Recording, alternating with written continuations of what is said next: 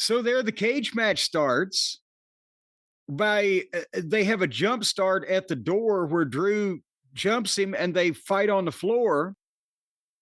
And then, of course, they got to throw a couple of chairs into the cage, and then the door gets closed. And they have a back and forth fight. Okay, here we go. And they go to break in 2 minutes. And, this is going to be a theme throughout this show. But here's the first comparison with the two products. There were a couple matches on this show I would have liked to have seen a little bit more of. At least not necessarily for them to be longer, just not to have a fucking 4.5-minute commercial break in the middle. To where you at least saw what the fuck. And on the other promotions offering, I was willing to fucking turn to crime and mug senior citizens to goddamn get some of these matches to fucking stop. So there's a wide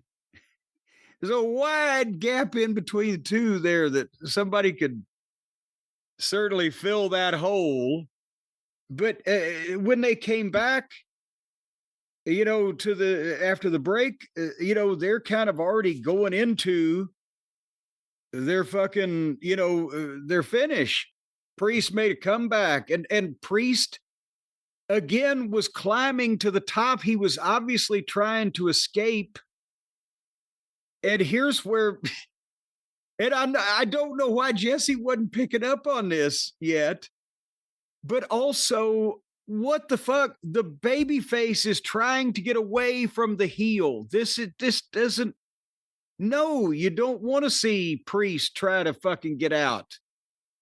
And Bruno got away with it because he soundly thrashed fucking the heel, the villain, and then walked out the door triumphant when the guy was fucking laying there, because that was the rules of that time. But now that there's a pin involved, that's part of the fucking deal.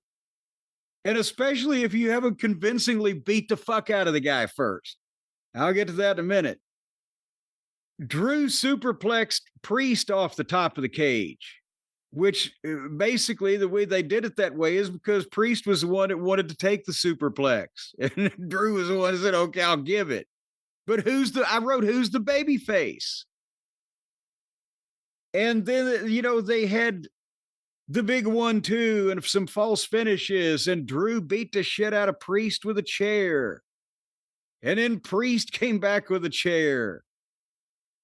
And then Priest went for the concerto and hit it on Drew McIntyre. And it looked fake, as it always does whenever anybody hits anybody with that fucking thing. But Priest has got, okay, Drew McIntyre's this fucking asshole that's been tormenting young Priest. And he's got him there, and he caves his head in with a chair, and he can't turn him over and cover him with a fucking hand on his chest or a finger in his fucking nose or whatever. 1, 2, 3. He stands up and walks out the door. And, well, he stands up and he walks to the door, and as he's going through the open door, he thinks about it. The fans in the building are booing, like, no, where the fuck are you going? Beat the fucking guy.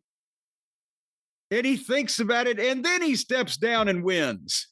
And Brian, before we talk about Jesse Ventura's reaction to that, I've got to get your thoughts on the match and the finish. You almost felt like it was a double turn, executed really poorly. Because Priest certainly seemed like a heel. And I had nothing but sympathy for McIntyre at the end. Yes. Was it a double turn? I don't think it was supposed to be. Him walking out of the cage, just that alone, the way he did it. I don't know. He deprived the fans. The announcers were like trying to sell it as, well, he has, gotten his revenge by soundly thrashing yonder varlet or whatever. But There was hardly any of the match on fucking television, and in what we saw that made Priest look not weak, just stupid, confusing, prickish, possibly cowardly a little earlier. And then at the end, just what the fuck? Blah. I think this whole feud has kind of been blah. And they've had like big matches and seems like several blow-off matches potentially.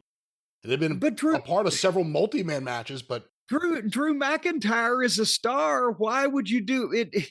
Isn't it better to have fucking Drew McIntyre get outsmarted in some kind of way and fucking dives into the cage and fucking bounces off and gets pinned in a flash by Damian Priest than have him laid out, have his fucking head caved in and walked off on like a goddamn yesterday's Twinkie wrapper in the fucking street of life? Wouldn't it be? I don't. What? How? What? Hey, Mo. Should McIntyre be a babyface right now? Just based on the way everyone's currently aligned on the roster? No, because I like him so much more as what he's been doing, just not this. Why, again, why give him fucking alleged brain damage and just leave him laying to save him from getting pinned? What? And I feel like it's 2 years straight of saying this, or maybe a little less, I don't know. How many times can you say they got to do something different with Priest now? They got to do something different with Priest. I still don't care. At this point, put him in a different color, just anything different. And what's he going to do now? Maybe as a heel, he can get fired up. I kind of think we're exhausted at him as a babyface who doesn't really do anything. Well, I think that this wasn't meant to turn him heel, but it might have. So maybe they can figure out a way to further that. But, much like many of the archdioceses around the country, we need a new priest. But anyway, back to the finish of the cage match.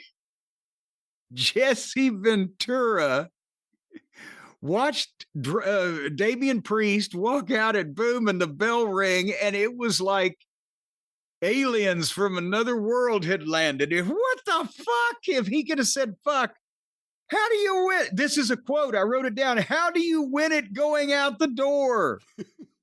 This is another quote. What kind of BS is that? You can walk out the door? I've been doing it like this for 40 fucking years. I can't take it.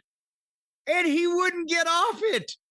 And at that point, unless he's just turned, there's a thing where they're trying to talk to you in your headset from the truck, but you can turn their volume down, and he had to because he was going on and on. And then he started rolling his eyes. Boy, that was exciting, wasn't it? That's a quote. That is a quote. Boy, that was exciting, wasn't it? Why did he have his limo driver pull up and pick him up at the door? And they couldn't stop him. They couldn't talk over him. Oh my God. Yeah, that was the greatest shit I've ever heard. He just shit all over it. I've heard wrestling promoters do promos on TV about the opposition running against him in a town that was more professional and fucking favorable than that fit. Jesse didn't like that fucking finish. What? You said on the first couple of Saturday nights made of it. Oh, but Jesse makes it. He's the era, the name. It's the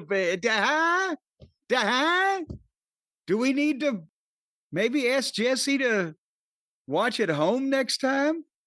I don't know. It did seem like he aged like 10 years between the last main event and this one. He was dehydrated. Somebody needs to put a garden hose up his ass and fill him up with another 60 pounds of water. He got there. He was a part of the opening thing with Joe Tessitore, or whatever his name is. I think that is his name. Joe Tessitore. Yes, Tessitore. And then later on, so there's a gap right there. Where was he at catering? Where was he? Later on, he comes out for commentary where he seemingly has no idea the rules of a cage match, including the ones he called. I believe Hogan Hogan used to try to like make it dramatic and go over the top. Bruno always left through the door and just lifted his arms up. Andre left through the door. I mean, we've seen a lot of these matches. Jesse called some of them. He had no idea. No one clued him in. And then Jesse just decided. I mean, it's so over the top. I mean, it would almost make you think they were okay with it. But during that entire match, no one gave him a heads up like on what's going on or anything. It's questionable just the way it happened. But it was great. I can't explain it, but I guarantee you, when in the truck they were hearing what kind of BS is that? You could walk out the door. Boy, that was exciting, wasn't it? And the fact that the other announcers are trying to go somewhere else, somebody was saying, "Lay out, Jesse. Lay out, Jesse." They should have him do more commentary.